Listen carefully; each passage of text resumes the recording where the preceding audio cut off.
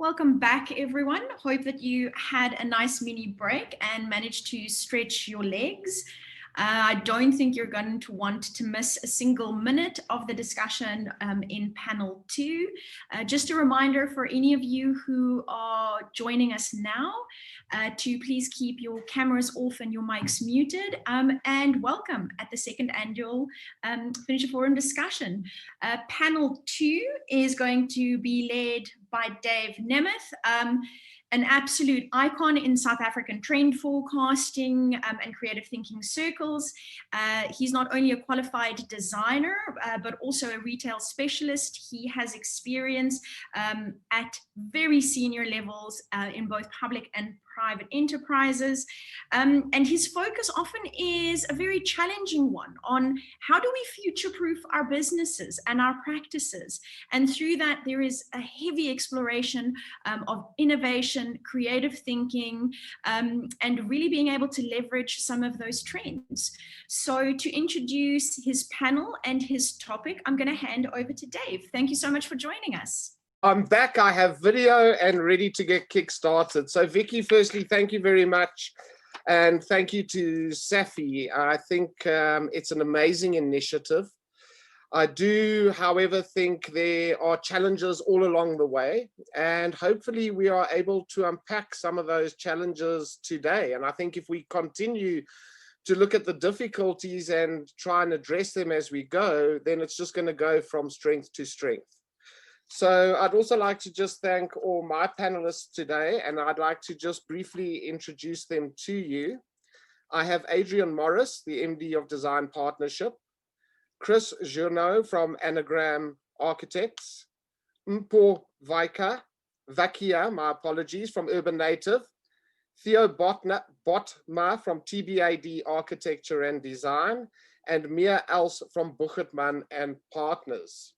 What I'd like to do just to kick off, and if we could start with Adrian, is just briefly explain to everybody how you get involved with furniture and the kind of projects that you do. Hi everyone, thanks Dave. So as Dave was saying, I'm from Design Partnership, and effectively we operate in the fit-out market. We have 3 independent design teams that are spread across retail, hospitality and workplace.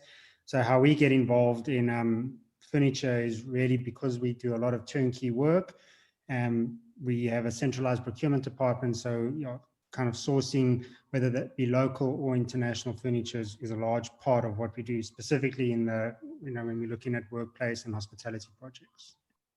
Thank you, Adrian. Chryss, if you could give us a bit of background on how you get involved and what you do.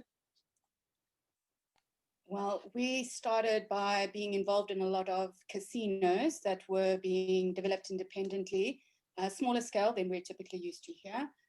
These were mostly in other parts of Africa. They were building their own buildings, and they required more input at the development, the design stage on the spatial, how things would actually fit together.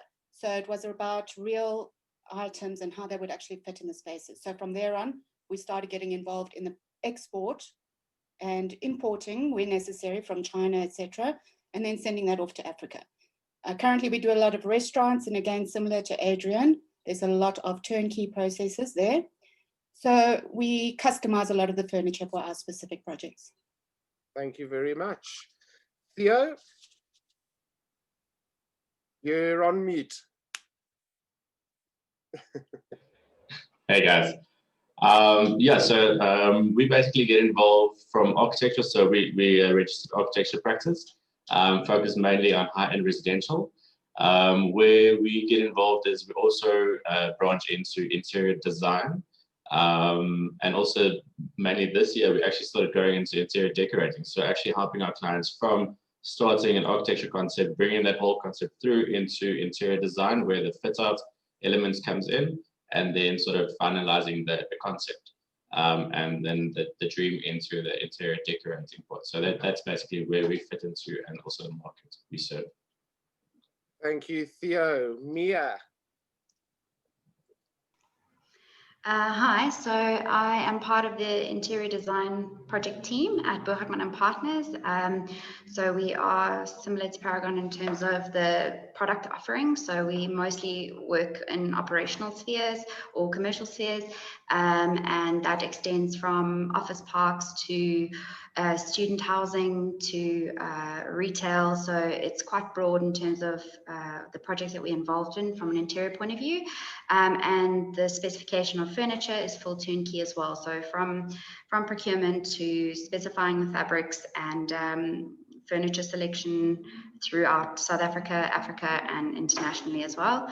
But yes, mostly on a commercial scale, so large quantities. There are some niche, smaller projects, but mostly on a large retail scale. Thanks, Mia. And then Mpho, you from the other side of the spectrum. You're an award-winning furniture designer and manufacturer. So maybe you'd like to give us a little bit of a background on where you're at and what you're currently doing. Okay, I'm a creative director for TheUrbanative. We're a furniture design studio and manufacturer in Kempton Park. And yeah, we work with both corporate and we work on residential projects as well. I guess one of our biggest brand at the moment in terms of commercial spaces is Nando's. We do a lot of work for them, both here at home and internationally. And a lot of our work for those projects is custom.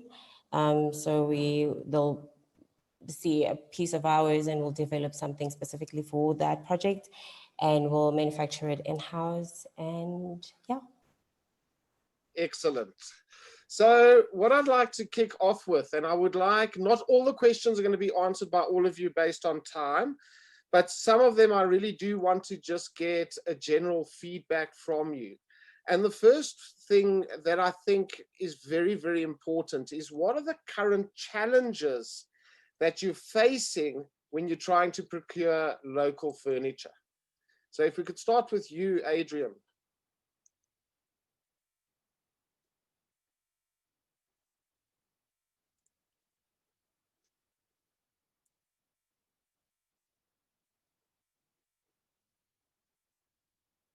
I think Adrian's trying to get his mute on. Sorry, guys. Yeah, so I think like for us, the kind of biggest challenges we have is really kind of in two categories. So the one, if you think of it from a kind of design process, looking at like what furniture we want to integrate, the one thing is like finding the suppliers, but another thing for us is like the kind of quality of marketing material that a lot of these more bespoke suppliers have. So if you just think of it from like a storyboarding perspective, and a lot of the work we do, we build like 3D environments, having to kind of remodel, remake stuff. If the quality of the marketing material was really great, so you could like easily integrate it into presentations, or if a lot of these suppliers could provide like, either Revit or Max models, it also allows, it'll be a lot easier for us to like integrate and obviously help sell the kind of designs and the quality of the product that a lot of these bespoke suppliers can offer. So, outside of things like kind of cost and availability and volume, like at the kind of front end for us is that kind of challenge around the kind of availability of marketing material and how we can easily like integrate their work into ours. Chryss, do you find that to be a similar sort of problem where it becomes difficult to show a potential client what this product's actually going to look like because maybe it hasn't been manufactured as yet? Correct. That's a big problem for us. I was listening to the panel before talking about the education initiative, and that is quite valuable. What I was hoping that they would mention was that the manufacturers or the students would be learning some kind of drafting or modeling as part of their course, because as Adrian has mentioned, we sell images and the clients, we have to first make sure it fits. We need accurate 2D blocks, and it would be great to have a 3D block that we can then insert into our 3D presentations and animations and so on. So it is vital that we can see how it looks in the space and how it would also look in physical terms. It would be ideal if we could see all the items, but I understand that's not always possible when you're doing bespoke items. but it must be possible to see full materials and fabrics and so on, and to have an understanding of how these things are going to look, even though you may not see the finished product beforehand. Theo, in your line of work, obviously you do a lot of big homes. You're more on the domestic sort of side of things. What are your frustrations when it comes to trying to source local? I think exactly what was mentioned before. We work with a lot of imported elements and furniture, and majority of the big sort of furniture houses, and especially Italy and Europe, actually has models. So that makes it easy to actually first give a client a look and give them like that feel. And that's what a client does. Like you give them a rendering or a feel of the space, and they're like, I want that. Nothing else. They want that. And it's that's a problem. I've got one lighting supply company in South Africa that I work with, and they launched a new range. And I was like, guys, I want to push your product, but I need to actually do my own models to actually like try and get your stuff into my 3Ds. So that's definitely a big lack. Because I can sell your stuff to a client if I can actually represent it in my mood and in my feelings. Or feelings that too, but in what I want to give to a client. So that's very much, yeah. So that in the local market, that is a shortage. Mia? I think for me, in terms of its ease of access to websites, and that is also like in relation to the navigability of the website. So online stores as well, and being able to navigate a website, being able to find the product dimensions, the available colors, the types of finishes. And for big commercial retailers, it's because they are that process is so seamless, it's very easy to specify, because you can go onto the website and just easily find those things on the website. Whereas for smaller enterprises, it's firstly finding them in the first place. It takes quite a bit of digging and investigation. And if you're looking for something specific, you really need to be committed to go. And either if some of them don't have, and it's an Instagram handle that you're kind of following. And then, yeah, catalogs and all of that kind of readily available information for us to be able to source from. And again, rightly communicate the desired intent to a client. So if that footprint is not readily available, it is difficult for us to be able to sell the product and also specify it. A lot of the products that are still in development aren't ready necessarily to go to market. So where there aren't prototypes available for mock-ups, because mock-ups is quite a big part of what we do as well, having easy access to those kinds of things to be able to either stage the platform if you're not going to render it, or be able to deliver physical samples to a client to actually sit on the product, experience it, and understand the quality of it up front. So I think, yeah, finding them, navigating websites, and access to physical samples for mock-ups is what we found quite challenging. So Mpho, on your side, how have you addressed that? Do you guys have 3D models? Do you have those kind of renders? Do you have samples of everything you produce? Oh, yeah. So I studied interior design. So we work on both Revit, and now recently we're working on Fusion. So designers can approach us and get our models. And we always make a plan to, if you're working on, I don't know, it's SKP files. I don't know what the program is called, but those ones, we also make a plan. In terms of our catalog and product cards, everything is downloadable on our website with dimensions and finishes and the colors of the pieces. We customize a lot of our pieces. So when we're working with designers on big projects, it's always better to approach us to work on the custom product and then do costing on it. So we don't put costing on the website, but you can always download the product card on the website, which has the price of the standard item. Okay, and then as far as bespoke product goes, do you make samples up prior to the orders when you're working with the designers or the architects? Yes, we're lucky that I have my own factory. So when we come up with a new design, we can always do drawings up for it, go downstairs, have it prototyped, play around with a couple of things. So when we're working with a client who wants to see the items, it's very easy to kind of like for them to see the final product or the 3D model, then the final product, and look at the materials as well. Okay, so another very, very important question. It's actually going to be broken up into two parts.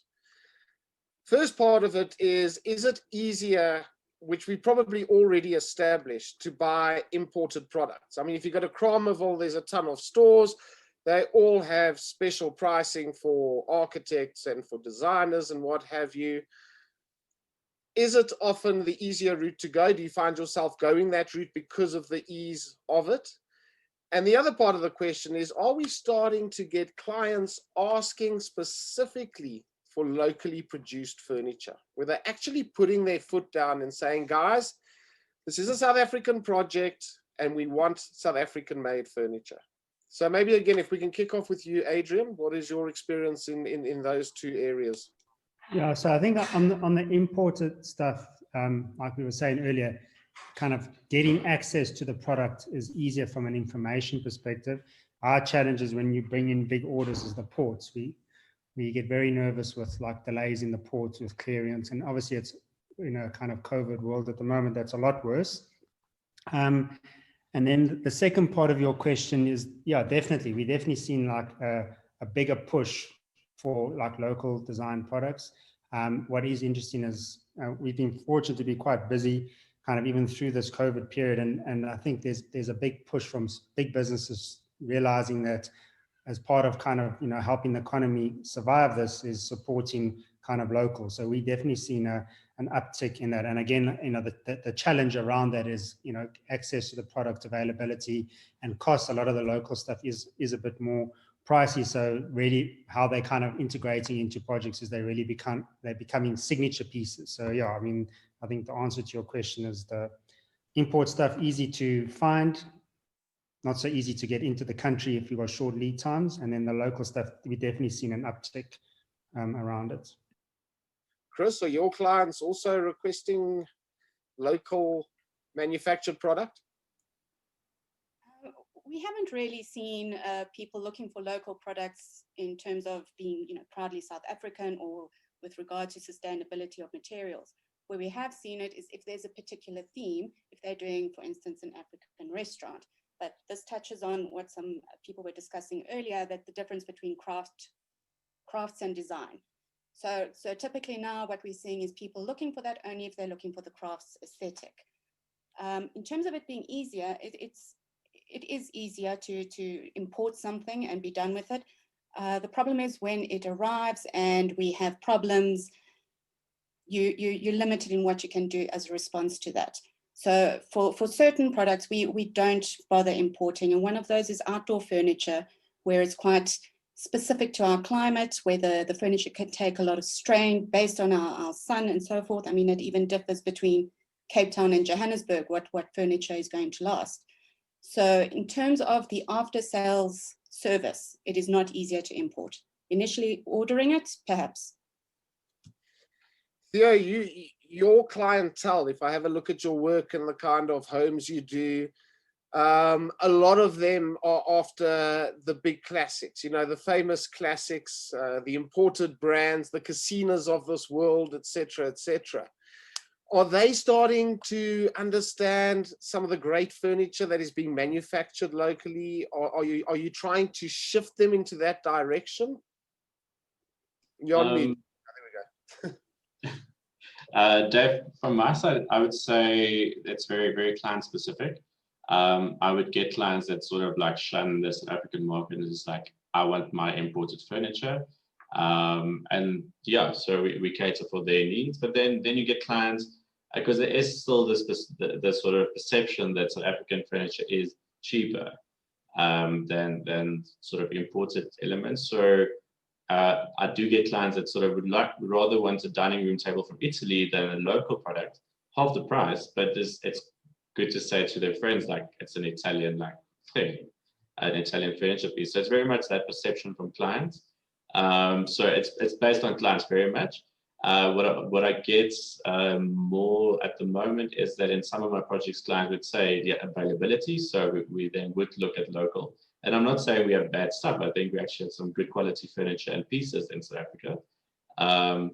But yeah, when we would tend to go for more local is if we have shorter lead times, and also if there's a bit more like budget constraints, then we'll look at that. But no specific like I want South Africa. No, currently we don't have that. Not in that. No.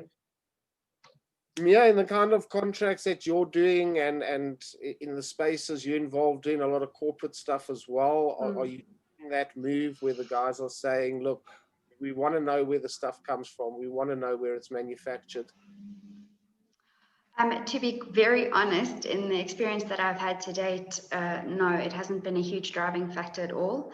Most of those driving factors involved cost, budgets, timelines, brand relevance, and that is kind of pretty much been the onus on ourselves as designers in our team to design within those parameters, and we drive to source locally and design locally, but it hasn't been our experience that the client drives that process at all. It's mostly been the onus on us as designers to source locally. So that's more been our experience as well. Mpho, do you think there's enough being done? If we have a look at what Theo's saying, and he has this client that's going, no, you know what, I want that Italian piece of furniture, because the perception is it's just better. I mean, you do get the Philippe Starck chairs, etc. And if people have an affinity to that designer, you're not going to sway their minds into getting that. But do you think enough is being done on promoting? I mean, we've got some incredible local designers, some incredible designs that are coming out. Is enough being done? How do we sway that perception? I think the first thing is education, and most of us who are designer makers are running really small brands, and we do everything in our businesses. So if you're looking at my brand and Philippe Starck, I mean, he's good years ahead of us in terms of production, marketing, and things like that. So I don't know if enough can be done, but if we say that, then who must do this enough?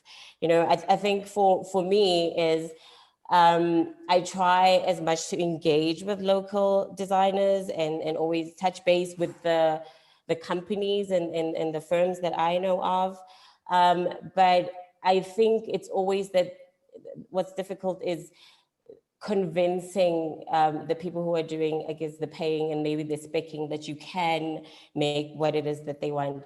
The Urbanative is very lucky to be able to work with Nando's and to also work with other designers, both here at home and internationally, where we can say this is our portfolio of work. This is where this portfolio of work is living, so you can go and see it as well, to kind of like convince that. But in terms of homeowners, people want what they want. You can't force them. One of the things that we do is we have very diverse offerings. So we have like really super clean contemporary pieces, and then we have pieces that have weaving as well. So we try and cater to most clients while still keeping the signature of the way we design.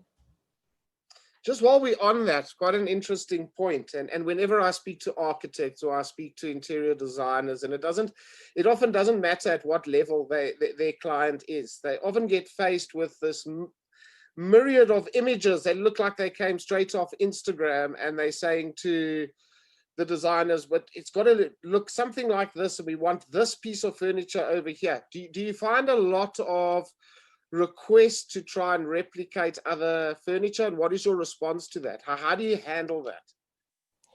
I've had a couple of requests from clients, and not really designers actually, just like the end user saying, oh, I want this, I saw it on Pinterest. Obviously, I'm a designer first, and the answer is no.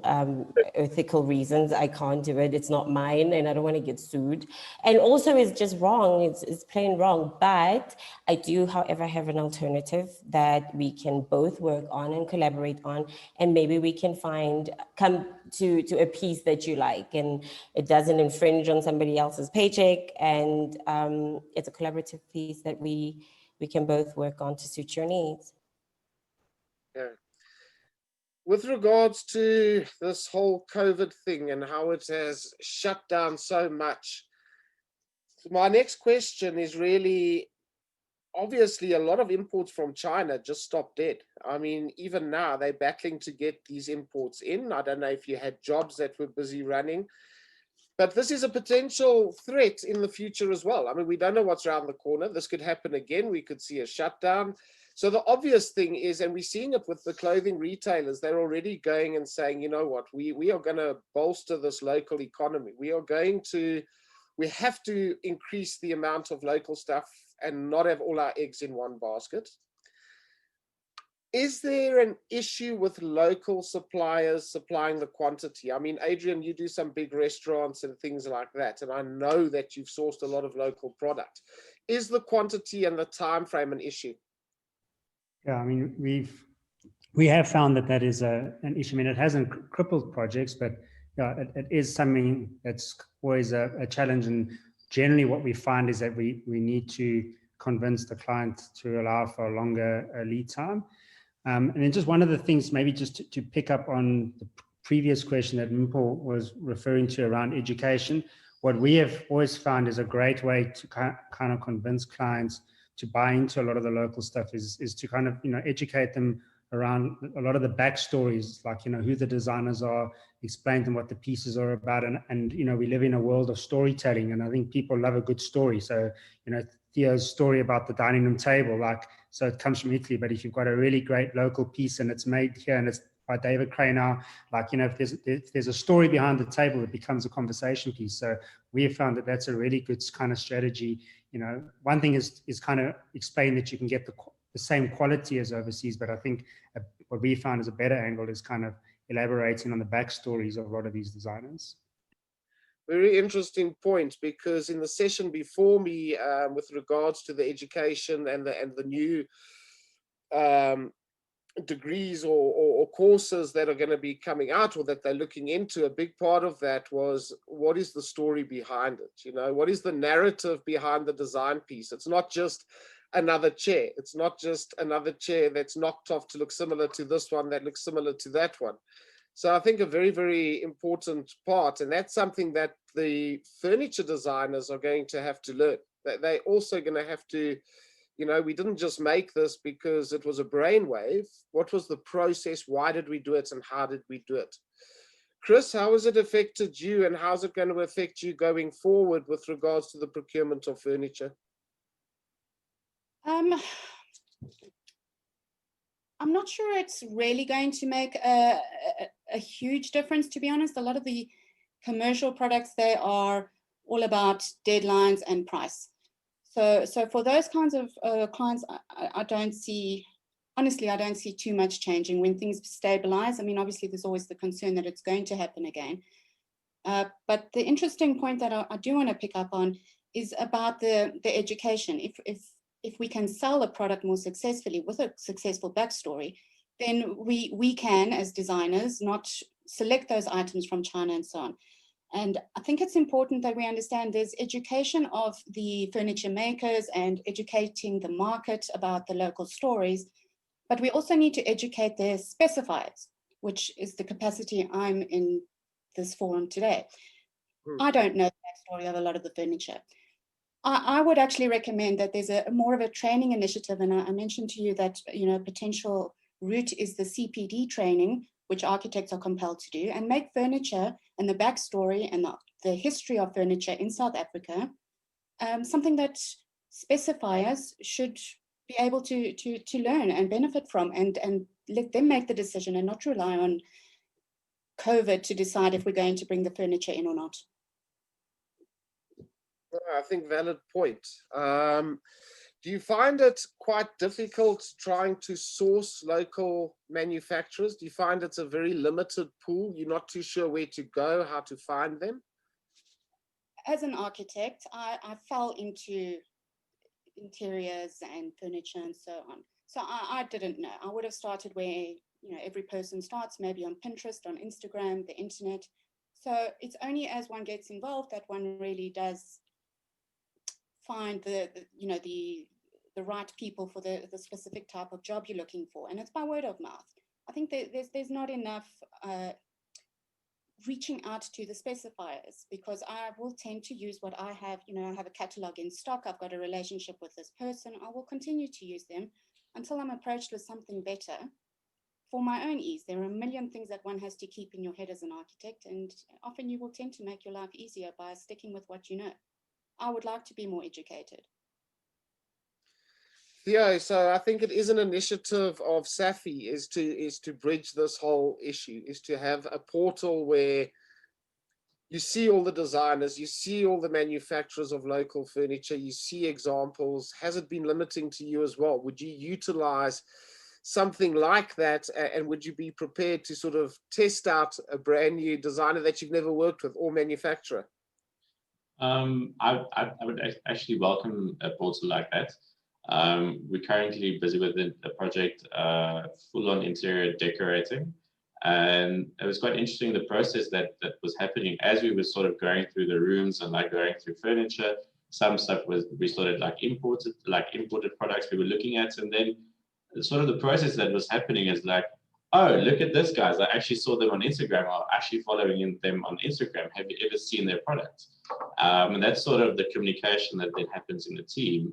And that's sort of that's how sort of my knowledge is growing. And just like Chryss is saying, like, you don't know about all of them. Like there's so many different people. Like I was in Cape Town this week and then driving down Long Street. I'm like, oh, there's a furniture place. There's a furniture place. And us up here in Joburg, we don't know. We don't know about these people. And like you say, like, would I try?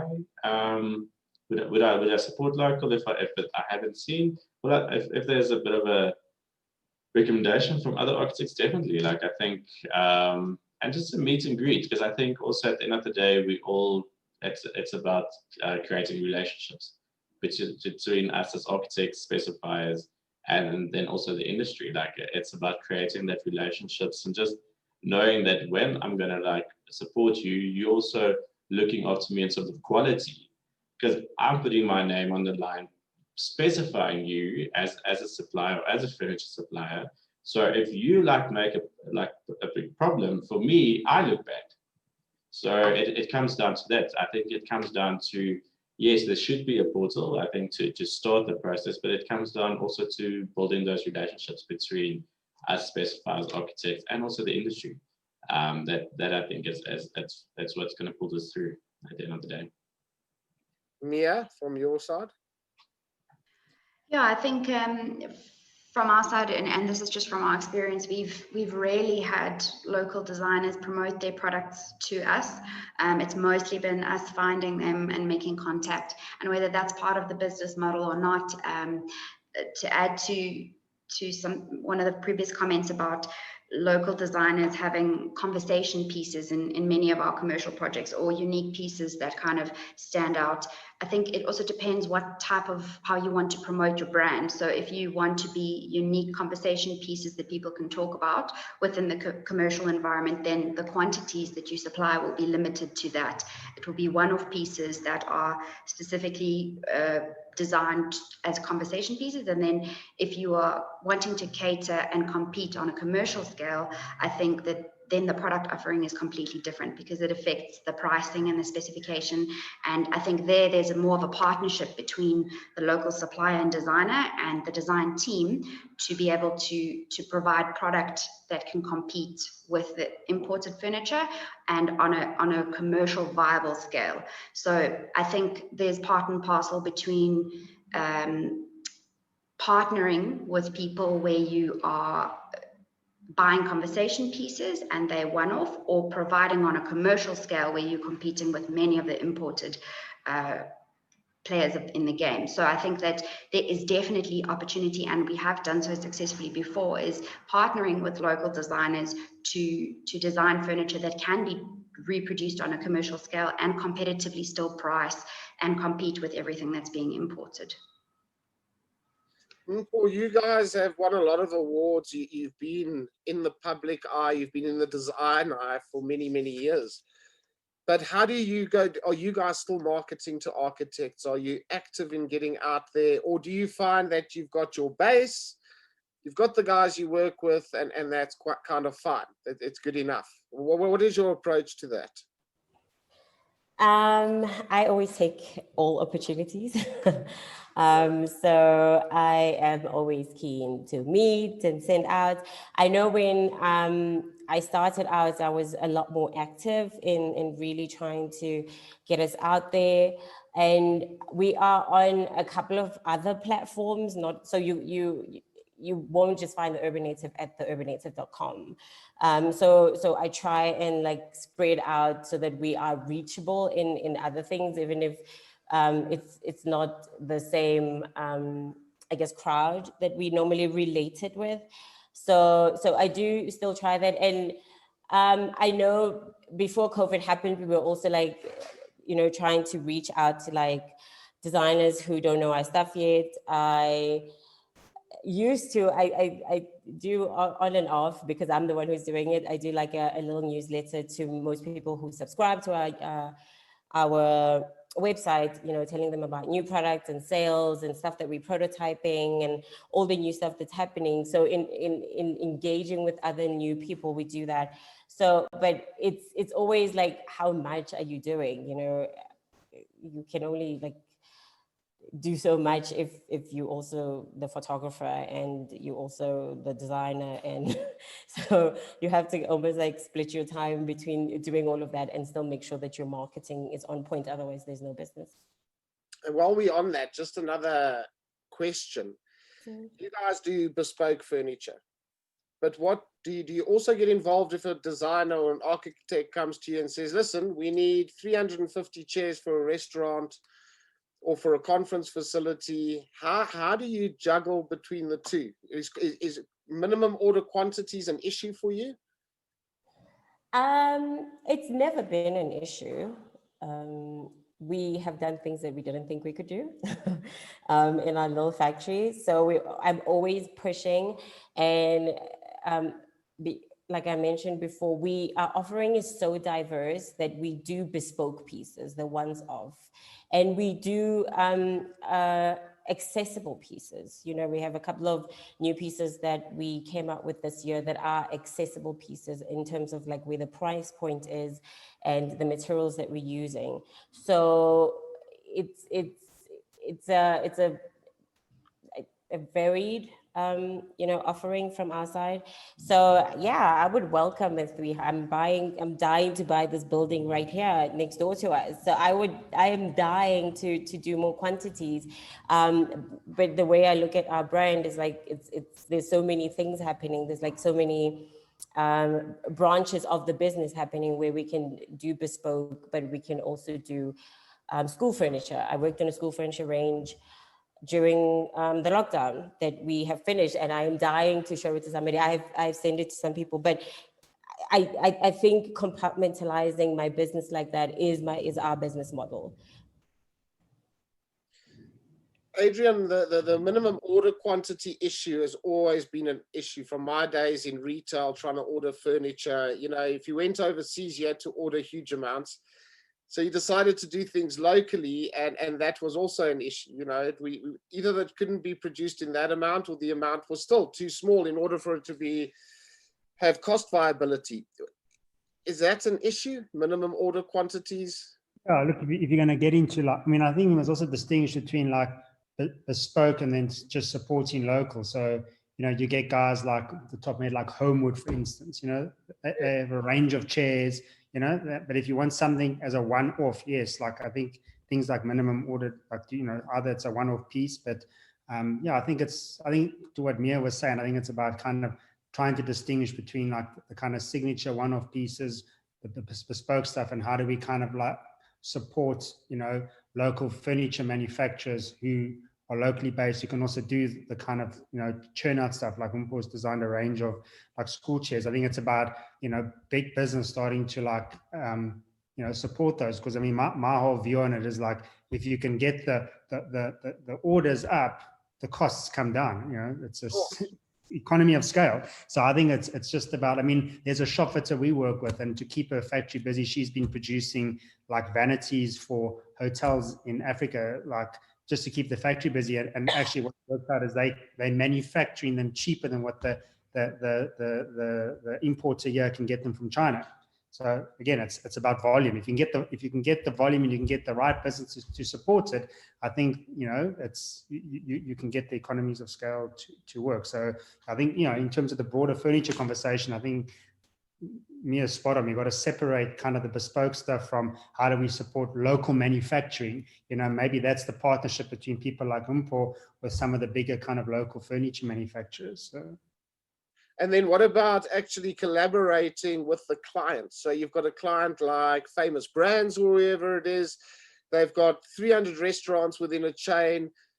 Are there discussions to say, guys, let's get a local chair manufactured that we can look at quantities, it becomes your item and you run it out as you go? Back in the day when we were doing a lot of stuff for Famous Brands, we did some stuff like that with Wimpy, where we developed like a chair style. There was a minimum order amount, and I think I forget who we were partnered with in Cape Town, but those kind of opportunities exist, So it's and I think it goes back to where we started out. It's about these furniture designers and manufacturers being able to market themselves correctly. And I think the conversation around a portal is 100%. I mean, Mpho, you've done a lot of work with Nando's. The Nando's portal is unbelievable. We've done a few Nando's stores. It tells you who they are, what their capacity is at the moment, pricing structure. It answers all the questions you need. So if there can be a broader portal that does it, I think it'll open up a lot of doors for local design and manufacturing. Chryss, your viewpoint on collaborating with the client, be it a hotel or where there's a potential of these mega quantities and rollouts, in saying to them, guys, let's develop something here. Let's develop it locally that is yours, it has your signature, and roll it out. You're on mute. First of all, maybe I should have left it on mute for what I'm about to say. I hate to collaborate with clients, really, because the further away they are, the better sometimes.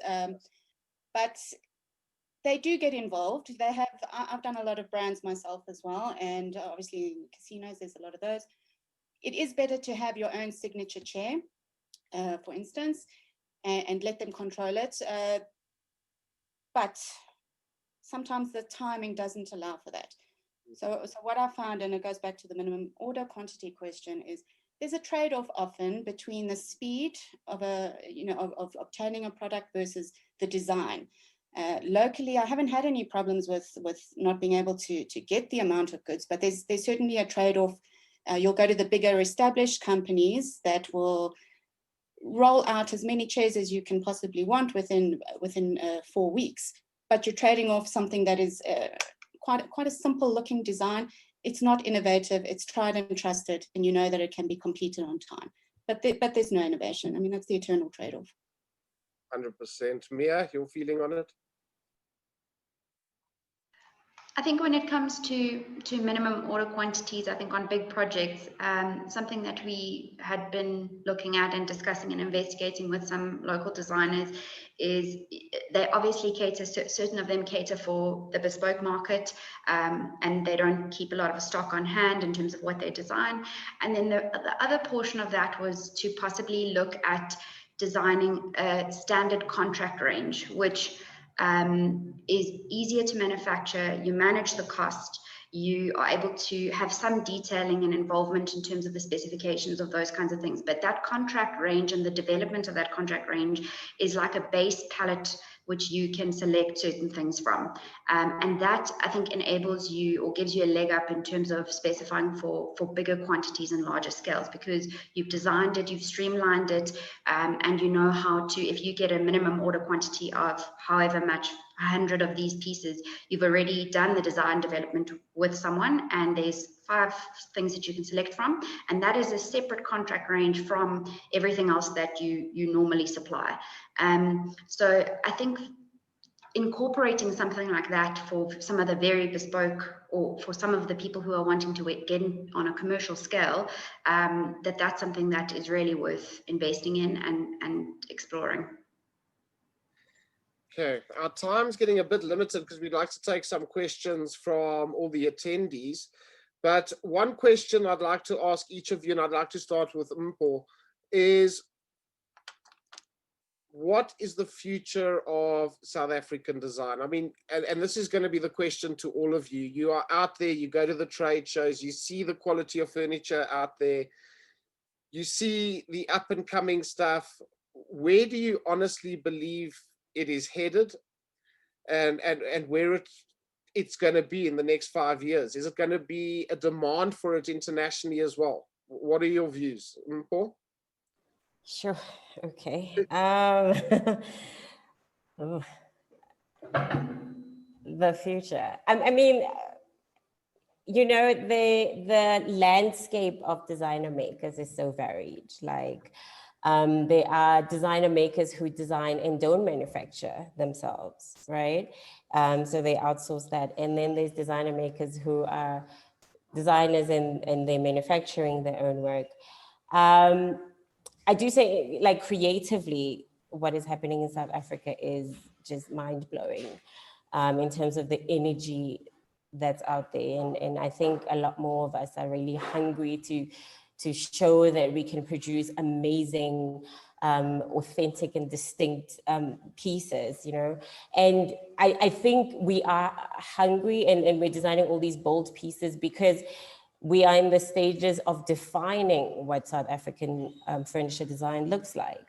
And perhaps maybe in the future, you know, it'll peter out and maybe you will see simpler designs, I hope not, simpler designs, you know, that hopefully that don't look like anything you can find anywhere. And I think that's the cool thing about what I think the future of South African design looks like, is that we are all sourcing inspiration from this one collective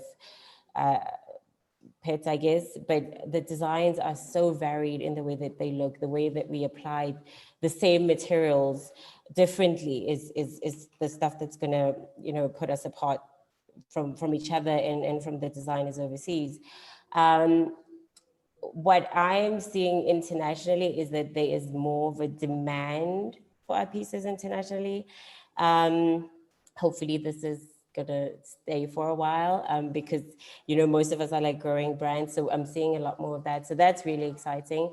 And of the designers and brands that we're working with locally, yeah, I mean, right now we're working on a really amazing project that's going to happen next year, and it is an international client doing something locally, but it is an amazing opportunity that we've been presented with, you know. So I think there is a lot more that is going to happen in terms of creative, and as more of us are getting eyes on our products, then more of us can start manufacturing, then the pricing will also be affected, because obviously the more you produce, then the less your items will become, because you don't have to pay for like a once-off design or manufacturing. So yeah.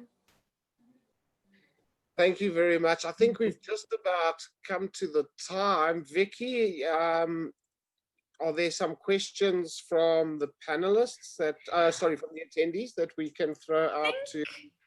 Yeah, I think there are, Dave. There's actually been a question from one of the panelists, and I think it ties in a little bit to what Mia was chatting about with that idea of a base range.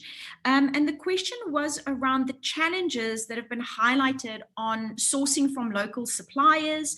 And the question was around, how can we better prepare our manufacturers to participate in this space and to really start pushing themselves to new heights? Is there any advice from the panel around how they could get involved? And then I'm also going to pose the same question in the open discussion to kind of members from SASI and Proudly SA, but on the ground practically, is there anything from the panelists, any advice, any kind of key things that manufacturers now can implement to really start pushing themselves into the space?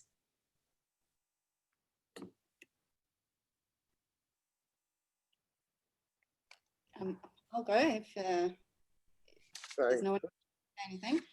I think that it's important that the designers start to recognize that, or the manufacturers start to recognize that design shapes the environment we're in and isn't simply a response. I would like to see them, you know, we were talking about the African Design Hub, and I would like to see that get developed in a similar vein to how fashion works, where you might have a big a fashion show, and those items are not meant to be worn by the average person on the street. But it is a way that the more extreme ideas can set trends and then can filter down into the individual designers and are reinterpreted for use by the average person. I think it needs to start at the top from an overall kind of, not an aesthetic, but a design trend. And then it needs to become more localized and suited by or adapted by each particular designer. Thanks, Chryss. Right, thank you so much. I have another question which kind of bridges practice as well as the education space, and it's from Paige Jenner, who was saying that from an investigation into global retail leaders, we're seeing limited loyalty really to manufacturers in their supply chain, rather more of a shopping around for innovative design and product quality. This flags how important it is for the manufacturer to create their own design capabilities to maintain a market share. Do you agree with this statement? Could you add some extra light? Do you think that this is something that manufacturers should focus on, is to really establish themselves and to identify a market share?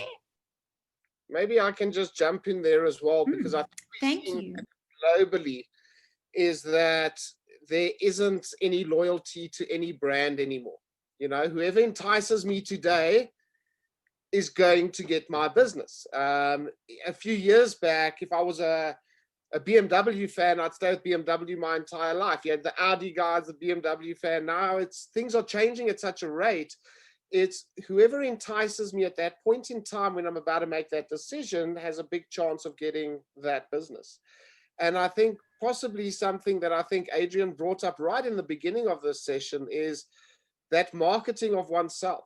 The manufacturers have to be out there. They have to be showing you product. They have to be telling those stories, but on a continual basis, because you've forgotten very quickly in today's age. There's so much noise wherever we look, whether it's social media is now tenfold as noisy as it was prior to COVID. You know, we spend our life on digital platforms. So it's harder, and it's the reality. The more you're out there, the more you're in people's faces, the more you phoning that architectural firm, I believe, and say, this is our new design. What do you think of it? You know, it doesn't have to be this old-fashioned cold call of, can I come and see you? But trying to be top of mind is going to be and remain a key item. I don't know if anybody else says anything or agrees with that. Yeah, I think for us, we, interestingly enough, we're approached by, I think that's something Boogertman has done in their new model, is they've sent carpet designs and they've kind of tested, I think, our opinions, local opinions. So instead of coming and saying and sitting, these are my 5 samples of carpets, they put out designs and they say, what are your comments? What are your feedbacks? What is your engagement? What's your experience of the market? So that kind of engagement in staying on trend and in staying in relevant is constant. It's not something like, it's basically reinventing, not yourself necessarily because you've got a core brand and a core focus, but staying in touch with what is the design today, because blind loyalty is, I'm afraid those types of relationships are not necessarily the same. So exactly to what Dave is saying is that it's staying on trend, it's being relevant, it's engaging, it's even asking the question before you've designed the product and you have a prototype. It's asking and engaging and understanding what the market is and what the needs are.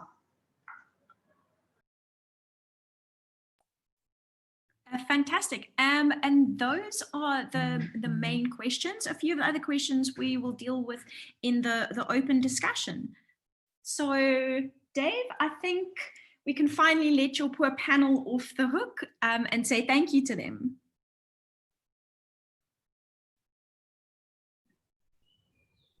Mute. Adrian. Yeah, I'd just like to thank all of you. I know how limited time is at the moment, probably even more limited than it was pre-COVID. I also know how zoomed out you are. But yeah, really a great discussion. And I think it's those kind of insights that we need, because if we don't establish these problems, they're still going to exist. I mean, these are the problems I was facing 15 years ago and 10 years back in retail. They're the similar sort of things. So I think with more of this, and what SAFI is doing is great. If that can just continue, I think we will see great headway made in this sector. So thanks to each and every one of you. I really appreciate it. Thank you so much, Dave. And thank you so much to everyone who took part in panel 2. I think your insights have been amazing. And I think it's fantastic to hear really on the ground statements. What is happening in industry? What are people experiencing? And if we want to build local demand and local relevance, you know, these are the conversations that we should be having. Sometimes hard conversations, but it's conversations that are constructive and that will lead us to an amazing space. So thank you so much to the panel. I'm just going to switch on my camera. We have a few questions. Oopsie. Thank you. Yes, thank you so much, Dave, and the panel. So we have a few questions that have come up through the course of the day. Some of them kind of have a foot both in practice and in education. So what I would like to do is revisit the question that we just posed to panel 2 around this idea of loyalty from manufacturers within a supply chain. But I was hoping that I could get some input from one of the panelists from panel 1 with an education focus, because the question actually continued and asked, to what extent would an academic program focus on combining design skills, manufacturing skills, making skills, with a business strategy, with a clear kind of strategic element within the curriculum that will allow practitioners to position themselves and to market themselves. So if I could maybe press on Des or Darren just for some insights around that, to what extent do you think it's important, even at an education level, that this balance between business and design is maintained and encouraged? Hi, Vicky. Thank you. Oh, Des, sorry, you Darren. go. You carry on. I'm going to go for Darren and then Des. Okay. I think it's actually incredibly vital that we educate people that can, after they've studied, go either into industry or create the industry for themselves. So I think it's important. I don't see, from an educational point of view, that we only teach people how to design something or teach somebody how to make something, but it's actually looking at the whole value chain and saying, okay, guys, after you've studied, right, you need some business skills, and these are the core business skills that's actually needed for you to go into industry. And that industry can either be somebody that will be an entrepreneur, making, like they said, the one-off iconic pieces, or maybe a range of furniture, but also sort of saying, okay, but what's the business like if you actually go into a larger industry, being part of a team that designs certain things. So I think the business side is vital to any successful educational program focusing on design. Des? Thank you so much, Des.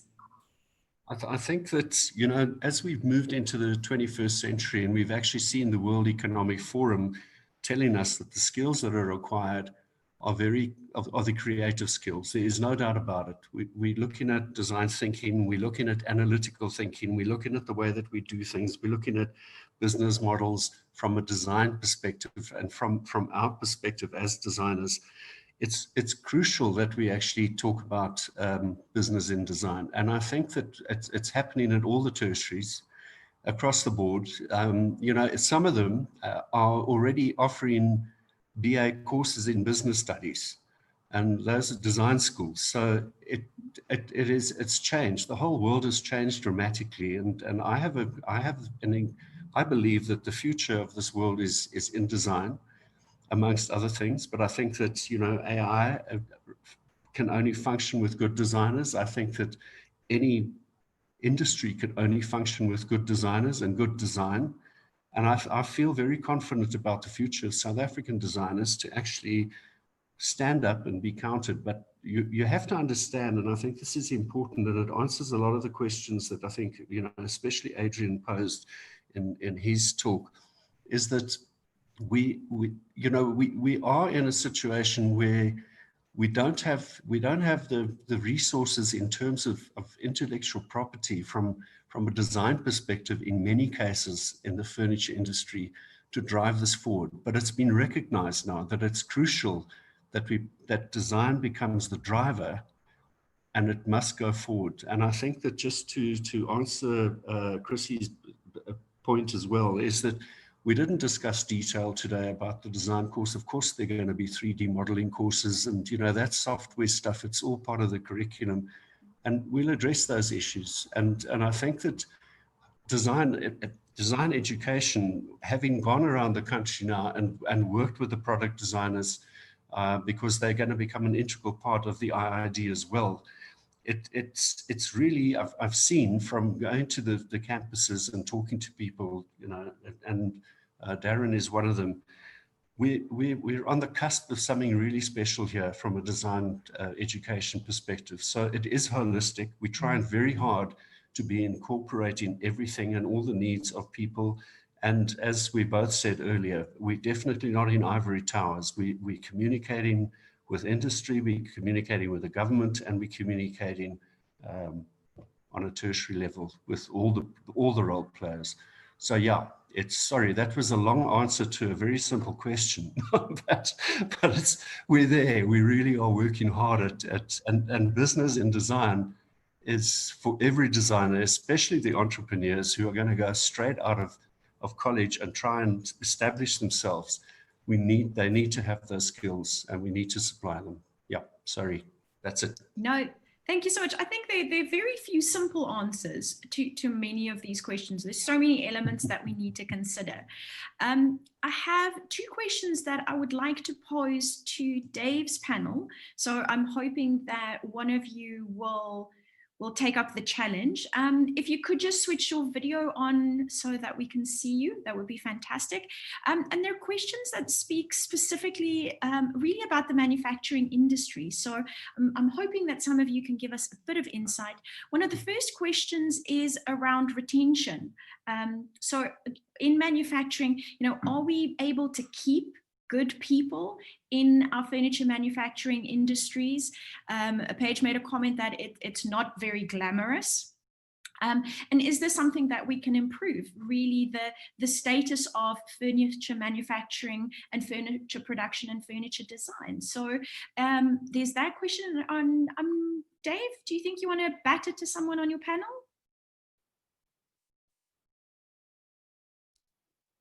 Sorry, Vicky, I'm here. I think Mpho is probably the best person to actually answer that from a manufacturing point of view.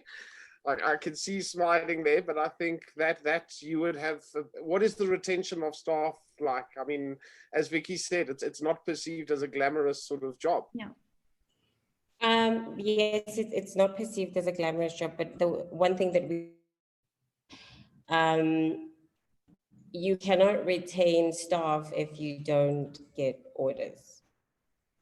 So it works everywhere, So if there's no sale, you cannot really retain staff.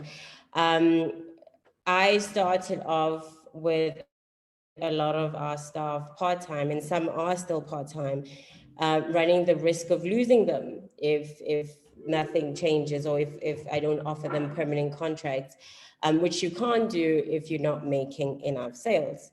So glamorous, I don't know, I think it's fun, but I studied engineering. I love being in the factory. I'm comfortable there.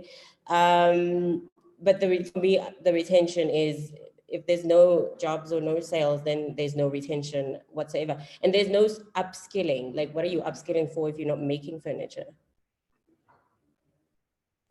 Fantastic. Thank you so much. Mpho, I was wondering if I could bend your ear a little bit further, because there's also a question around whether or not retailers and designers are kind of backwards integrating manufacturing processes, and I think in a way kind of scooping them up into their own companies, into their own processes, due to what might be perceived to be limited manufacturing design capabilities. Is this something that you found, that designers kind of take up the mantle of manufacturers as well? Or do you think there's room to build that relationship and those networks between designers and established manufacturers?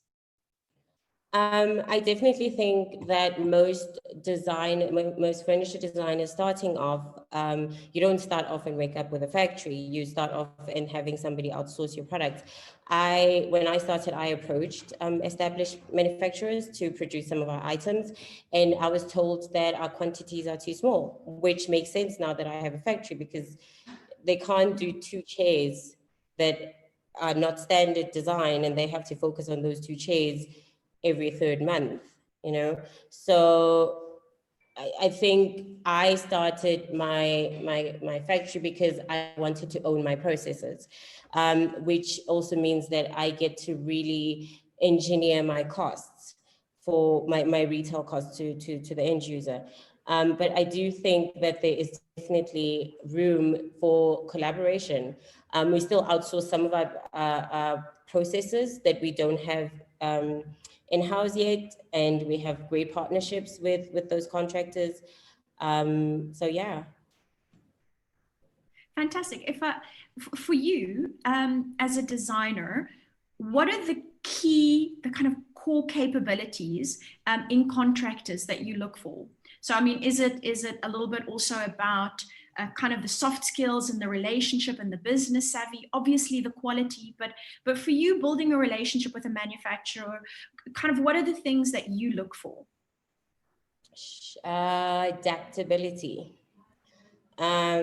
especially because of the range of who my clients are. So, and you work on different projects, so your contractor should be adaptable. The industries that we serve need everything yesterday. So they need to be adaptable and faster, and the quality needs to be amazing.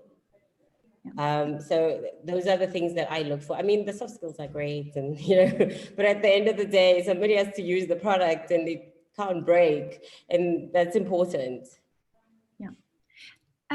Was there anyone else from panel 2 that would like to share their thoughts on this question? What is important to you when you are building a relationship with a manufacturer? And if you're not in that role, what do you think would be? If you could just put on your camera and share, and if you don't feel like sharing, that's also fine. I think the main thing that I've struggled with is the after sales service. I think that's key for me when it comes to products that you've specifically designed with a manufacturer. I always get told, oh, well, it's bespoke. You know, you mustn't think that you can treat this like you would a normal chair, and simply, you know, that's unacceptable. When you are mass ordering products, you need the after sales care, and you need them to come and say, okay, yes, this is we've made an error. We need to repair this. I think there's often a lot of ego that comes with a lot of designers and manufacturers. I mean, I'm probably guilty of it as well, where we refuse to accept where there are flaws. A little bit of humility and a willingness to remain part of the project until everything is 100% sorted. Fantastic. I think those are amazing insights. Des, do you want to add to that? I could add to that. I'm going to try and put my video on because... Thank you. But it's actually telling me that I can't put my video on because the host has stopped it. Aha. So but we will still have your insights. I think Vicky, this is something that's passionate from your side as well, is about service design. And I think it's about actually having an inward look at the way that we see each other. And it's about communication. And it's about the way that we can actually relate to each other so that we understand that, and I think in interior design in particular, the industry is such that it's very easy to treat people in different ways because of the step ladder that they're on. You know, like if it's a painter or a tiler, he's, you know, what are we talking about? These are people that are doing a trade. And I think that in a way, there might be a bit of an arrogance from the interior designer's side that actually talks about not having the empathy to relate to what's happening on the opposite side of the fence. So I think it's something that and you've got these amazing workshops that you do. You might want to do a talk on that one day for SAFI to actually talk about how we can actually relate to each other and how we can actually, you know, work together and really get into other people's shoes and, you know, and talk about, in an ideal world, this is what it would be like. But unfortunately, that's not what it is. We're all under pressure. We're all suffering from the same thing now with all this COVID stuff. And in my head, it's really about communication. That's the bottom line. Yeah. Oh, absolutely. And I think it's the one key thing that I was so excited about throughout the talks today, throughout the panel discussions, that there was this acknowledgement that this is it has to be a team effort, that, you know, we don't just need industry or just need academia or just need government, but what we need is a holistic review to plan the way forward, because things are so interconnected.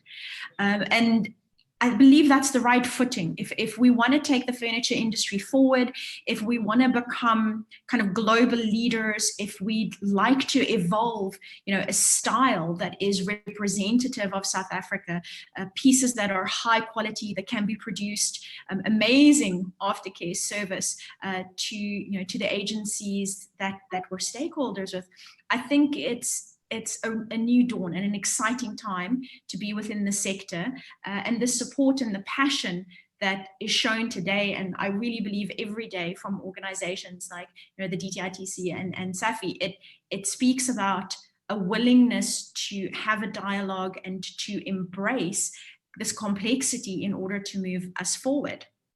So thank you again so much to the panelists who've joined us, and to the panelists who's also stayed so that we could pick your brains a little bit with the questions after. We have run out of questions in the Q&A, but please make sure that if you have a final question, or if there's additional information that you're looking for, that you just pop your details in the Q&A so that we have a record of it. And then a very special thank you also to our former First Lady of South Africa, Gugu Mokgante, for again staying with us through the entire talk, listening passionately, and I know she has a keen creative eye, so I think there's probably quite a bit that we can learn from her and her thoughts moving forward. And just to say thank you so much for taking the time and trouble to be with us today. With that in mind, I'm going to hand over to Bernadette Isaacs, who will take us through the last few bits for today.